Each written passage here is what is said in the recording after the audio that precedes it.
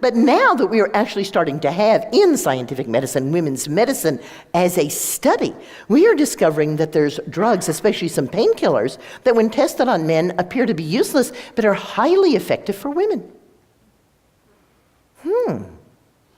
So we are measured, and we are measured by standards that don't reflect us, and then we're going to be fixed, and we're going to be fixed to those standards, but that does not in any way guarantee that we will be healthy.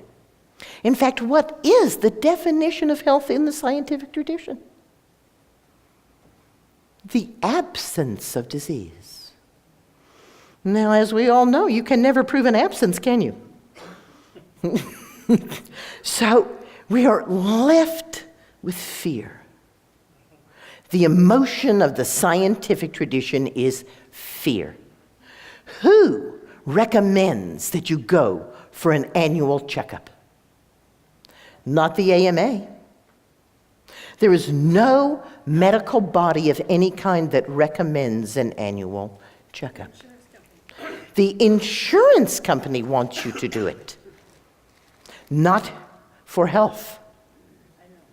This is not a recommendation for health. In fact, what we find is the healthiest, longest lived people are the people who don't go for annual checkups.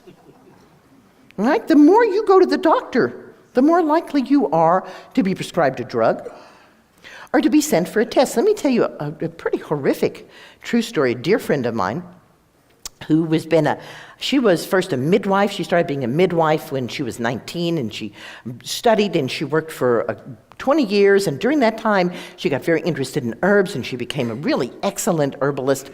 And now, as her children are starting to leave home, she said, you know what, I think I'd like to be an MD too. And so she went through all of that, and of course her loans were enormous, so big that she couldn't set up a private practice, so she had to go into practice with some other people.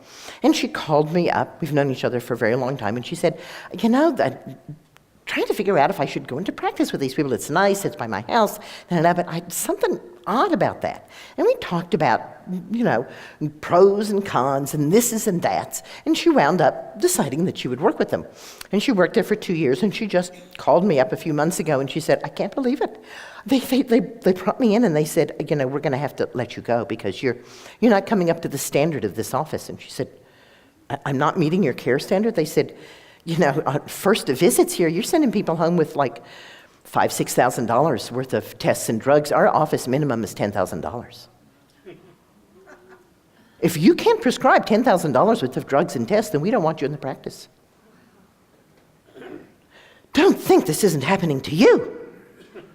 Don't think that this is not happening in your healthcare. If you're putting your health in the hands of some expert, you have to understand that that expert might not have as their focus your health.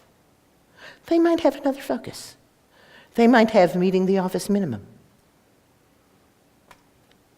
or a variety of other things. There are certainly good people who are MDs, and we can find people who are really there for us, but we must understand that the vast majority of modern scientific medicine has very little to do with health.